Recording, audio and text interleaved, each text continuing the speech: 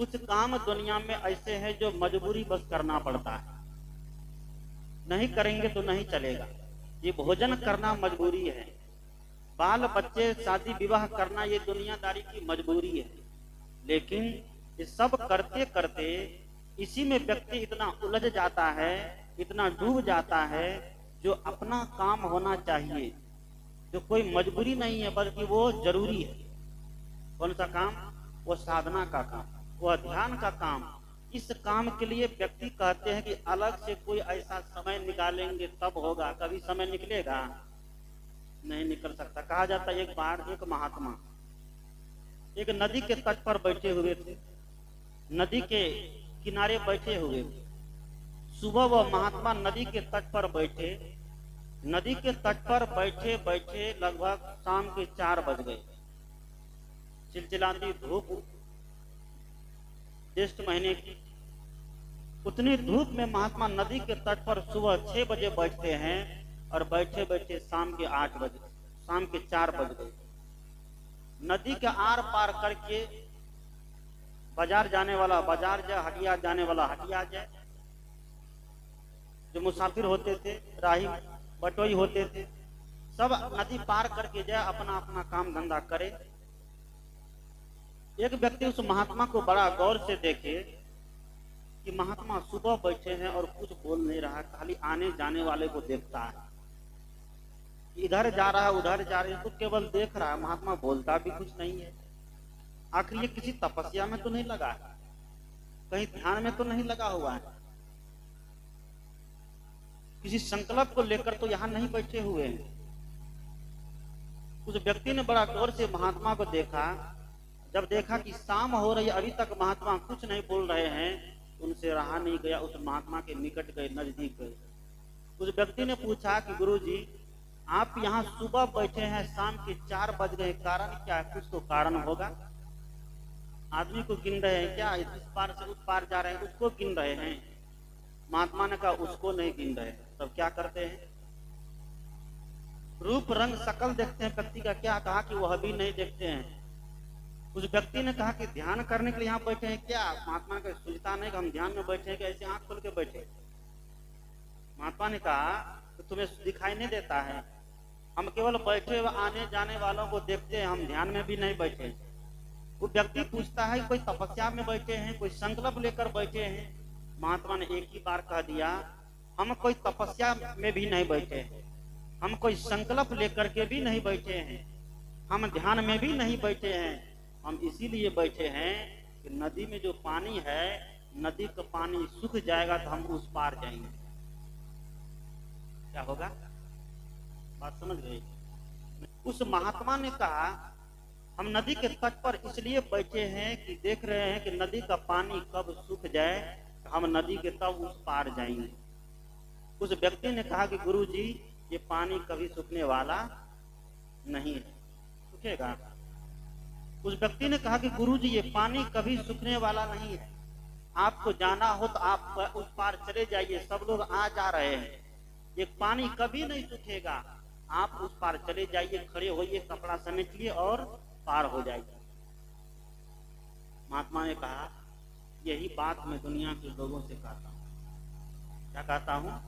यही बात मैं दुनिया के लोगों से कहता हूँ कि दुनिया के काम धंधे होते रहेंगे, घर बनते रहेंगे, मकान बनते रहेंगे, जगह जमीन होते रहेंगे, दुकान बढ़ती रहेगी, बाल बच्चे होते रहेंगे, शादी विवाह होती रहेगी।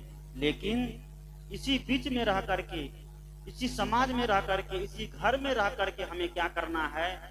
साधना का काम भी करना है। साधना के लिए हम अलग से सोचेंगे, समय निकालेंगे तो कभी निकलने वाला नहीं है, कभी अलग से अपने लिए समय नहीं मिलेगा। ऐसे कबीरदेव कहते हैं कि तन से काम और मन से राम।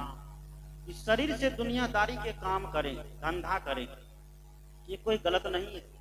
शरीर से मेहनत करें, श्रम करें। शरीर से अगर हम मेहनत करेंगे, श्रम करेंगे, तो हमारे पास कोई चीज की कमी नहीं रहेगी, न खाने का, न पीने का, न ऐशो आराम करने का, न गाड़ी का, न मोटर का, न कपड़े का, न लत्ते का। और तन से मेहनत करने पर दुनिया की सारी उपलब्धि प्राप्त हो जाती है। हम मन से जब मेहनत करेंगे, मन से जब साधना करेंगे, तो उससे भीतर की उपलब्धि प्राप्त होगी कि नहीं। दोनों चीज का होना बड़ा आवश्यक है, बहुत जरूरी है। बाहरी विकास के लिए धन का होना, उसके लिए मेहनत करेंगे। भगवान के भरोसे बैठे रहने से क्या मिल जाएगा है? भगवान के भरोसे बैठे रहने से धन आपको नहीं मिलेगा। बहुत लोग कहते हैं कि जो जब ऊपर वाला दे देगा, क्या दे देगा? ऊपर वाला दे देगा। क्योंकि आज हमें अपने आप पर भरोसा नहीं रह गया, अपने आप पर विश्वास नहीं रह गया है, इसलिए दुनिया के लोग सब ऊपर वाले के भरोसे जीता है। गिरा है कि नहीं? जो अपनी मानवता से उतर जाता है, मानवता की रेखा से नीचे गिर जाता है, वह व्यक्ति क्या कहता है कि जो जाने ऊपर वाला। क्योंकि हमारे यहाँ हिंदू लोगों को कहने की आदत हो गई, जो जाने सब ऊपर वाला। जबकि देखते हैं कि चोरी नीचे वाला करता है, बेईमानी नीचे वाला करता है, झूठ कपट सांच नीचे वाला करता है कि ऊपर वाला करता है? ये करी चाहिए सब नीचे वाला करता है। दोष किसको देते हैं? ऊपर वालों के। बुढ़िया थी, बड़ा चालू बुढ़िया थी, धन संपत्ति की कोई कमी नहीं, बहुत संपत्ति उसके पास, लेकिन बुढ़िया कभी न सत्संग करावे, न कभी कोई चंदा दे, न कभी भिखारी को दे, न कभी सार्वजनिक काम हो तो वहां पर दे। अब बुढ़िया के पास एकदम तिजोरी भरी, तिजोरी खूब भरी थी, पैसे से एकदम चमचम करे। बेटा पुतों को भी कभी नहीं दे, तिजोरी की चाबी एकदम अपने कमरे में बांध के रखे।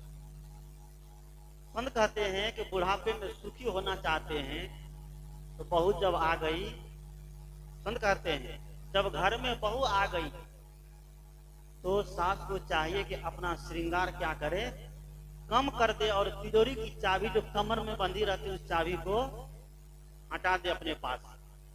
तिजोरी की चाबी को अगर हम अपने पास से हटा देंगे तो हम क्या हो जाएंगे? सुखी हो जाएंगे। होंगे कि नहीं? हम सुखी हो जाएंगे। दुनिया के सभी लोग, मैं कह रहा था कि आज दुनिया के तमाम लोग, चाहे वो सत्संगी हो या गैर सत्संगी हो, सब यही कहता है कि जो जाने कौन ऊपर वाला। वह बुढ़िया बड़ी चालू थी, बड़ी चतुर थी, तिजोरी की चाबी को एकदम समेट समेट करके अपने पास रखे, संपत्ति को एकदम जमा कर करके रखे। कभी साधु महात्मा को चरण में न चढ़ावे, कभी रोगी को अपाहिज को न दे, कभी भिखमंगा को न दे, और सबको एकदम जमा कर करके रखी जाए। एक दिन हुआ क्या, गांव के कुछ चोर लोग को पता चल गया कि बुढ़िया के पास बहुत तिजोरी है, बहुत संपत्ति है बुढ़िया के पास। हल्ला करते हैं आप लोग।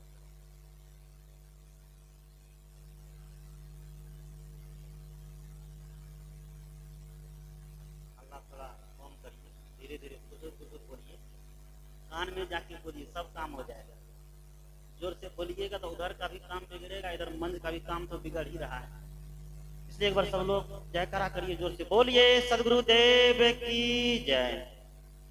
गांव के चोर को पता चल गया कि बुढ़िया के पास बहुत संपत्ति है। एक दिन चोर सब क्या किया, खाया पिया, सबको सोने दिया।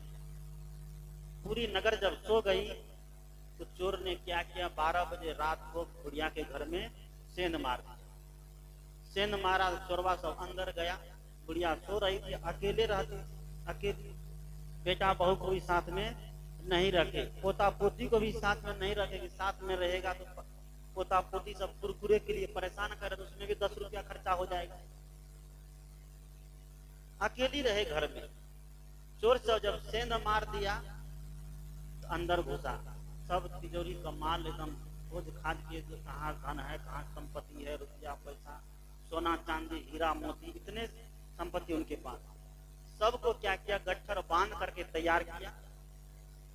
गट्ठर बांध के जब तैयार किया, संयोग से उस रात में बुढ़िया जो है खाने के लिए खीर बनाई, तो खीर कुछ बच गई थी, भगोना में बताओ खीर बची थी।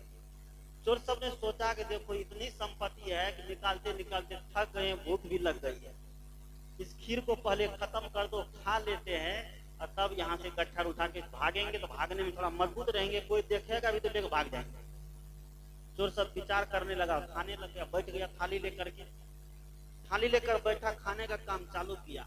बहुत लोग देखिए जब सोते हैं तो उनका मुंह क्या होता है, खुल जाता है, खुल जाता है, बहुत लोगों का मुंह खुल जाता है। तो बुढ़िया जो बगल में सो रही थी, बुढ़िया का मुंह खुल गया। बुढ़िया का मुंह जब खुला तो एक चोरवा सब बड़ा मजाकिया था, हंसी विनोद करने वाला। एक चोरवा कहता है कि देखो सब कुछ बुढ़िया का ही है, ये गट्ठर जो बांध के ले जा रही इतनी संपत्ति है, ये भी बुढ़िया का ही है, ये खीर भी बुढ़िया का ही है। तो नहीं, बुढ़िया मांग रही तो एक चम्मच खीर बुढ़िया को भी दे दो। एक चोरवा जो मजाकिया था उसने क्या किया, गरम गरम एक चम्मच खीर उठा करके बुढ़िया के मुंह में डाल दिया। जैसे बुढ़िया के मुंह में डाला तो बुढ़िया एकदम लो लो लो लो करने लगी। गरम खीर जब मुंह में जाएगा तो क्या स्थिति होगी कि नहीं। बुढ़िया एकदम लो लो लो लो करती है, बचाओ बचाओ बचाओ करती है, खूब हल्ला करने लग गई, बचाओ बचाओ दौड़ो दौड़ो। गांव के लोग कभी उनका सहयोग नहीं करे, क्योंकि बुढ़िया बड़ी कठरार थी, कभी उनको नहीं देखे। उस रोज लोग सब सोचता है कि चोर आया है, आज बुढ़िया के घर में आया है, क्या पता कल मेरे भी घर में आ सकता है, कि चलो दौड़ो पकड़ो। गांव के लोग सब दौड़ करके जब घर आया, देखता है बुढ़िया हल्ला कर रही है, बचाओ बचाओ। गांव के लोग पूछते हैं क्या हुआ। इधर बुढ़िया जो हल्ला की तो चोरवा सब भाग नहीं पाया, डर हो गया। गांव के लोग जग गए, अब तो पकड़े जाएंगे। तो कुछ चोर क्या किया, जिस पलंग पर बुढ़िया सो रही थी उसके नीचे में घुस गया। कुछ चोर जिस पलंग पर बुढ़िया सो रही थी उसके नीचे में घुस गया, और कुछ चोर जो था मकान में जो छज्जी दिया था उस छज्जी पर चढ़ गए। छज्जी पर चढ़ गया तो गांव के लोग सब आया, कहता है क्या हुआ क्या हुआ। बुढ़िया कहती है मैं तो कुछ नहीं जाने, ऊपर वाला जाने। जैसे हम लोग की आदत है, मैं तो कुछ नहीं जाने, कौन जाने, ऊपर वाला जाने। बुढ़िया यही कह रही, मैं तो कुछ नहीं जाने, ऊपर वाला जाने। ऊपर में जो चोर छज्जी पर चढ़ा हुआ था उनका तो बाप रे तर ऊपर होने लग गया, हो बाप। ये बुढ़िया लगता है देख रही, जबकि बुढ़िया देखी नहीं थी। देखने से पहले ही चोर सब छिप गया था, और घर बाहर के लोग सब जो आए थे गांव से वो सब भी नहीं देखा था। बुढ़िया दोहराई जा रही थी कि आदत थी सब दिन कहने का कि मैं तो कुछ नहीं जाने, कौन जाने, जाने ऊपर वाला, ऊपर वाला जाने। ऊपर में जो चोर सब था बेचारा बड़ा परेशान हो गया, पसीना छूट रहा है, अब तो पकड़ा जाएंगे, मार करके हड्डी पस ये कर देगा। गांव वाला सब बड़ा गुस्साया होगा।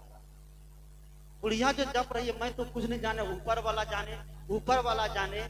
ऊपर जो छज्जी पर बैठा हुआ चोर सब था उससे रहा नहीं गया। वो कहता है बुढ़िया खाली ऊपरे वाला जाने, नीचे वाला क्या कुछ नहीं जाने। नीचे पलंग के नीचे में जो चोर सब घुसा हुआ था, ऊपर वाला सोचता है कि हम तो जाइए रहे हैं, चोर तो चोरी तो वह सब भी किया है, इससे उनको भी लेकर के चले। तो ऊपर वाला कहता है कि अरे बुढ़िया खाली ऊपरे वाला जाने या नीचे वाला कुछ नहीं जाने।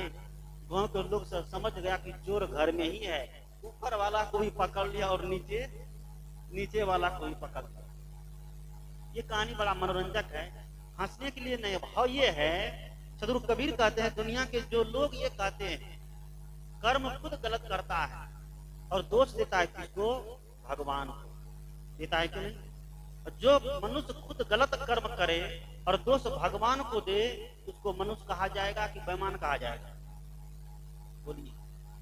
उसको इंसान कहा जाएगा कि शैतान कहा जाएगा, क्या कहा जाएगा, तो शैतान है कि नहीं। जो खुद गलत कर्म करता है, गलत कर्म का त्याग नहीं करता है और बदले में भगवान को दोष देता है, दूसरों को दोष देता है, सदगुरु कबीर कहते हैं वह कभी इंसान नहीं हो सकता है। मानव वही है जिसके अंदर इंसानियत है, मानव वही है जिसके अंदर इंसानियत की भावना है, उसी को हम मनुष्य कहते हैं। कबीरदेव कहते हैं ये भाव, ये बात की सीख हमें संत सदगुरु के सानिध्य से प्राप्त होगी, जिसको मैंने शुरू किया था कि पारस में और संत में, मूल वचन है कि पारस में और संत में बड़ो अंतरो जान, वे लोहा कंचन करे संत करे आप समान। पारस पत्थर लोहा को केवल सोना बना सकता है, लेकिन पारस नहीं बनाएगा। लेकिन एक इंसान व्यक्ति, एक समझदार व्यक्ति, एक ज्ञानी व्यक्ति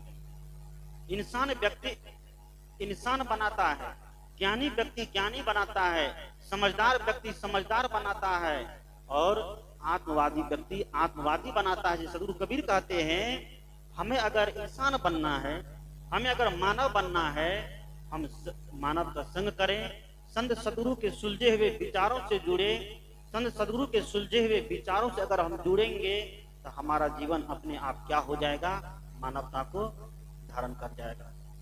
बस विचारों को मैं यहीं पर समाप्त करता हूँ। आइए एक भजन आप लोगों के बीच रखता हूँ, फिर हमारे साहब जी विराजमान है, हम लोग उनके सुंदर वचन से विचारों से लाभान्वित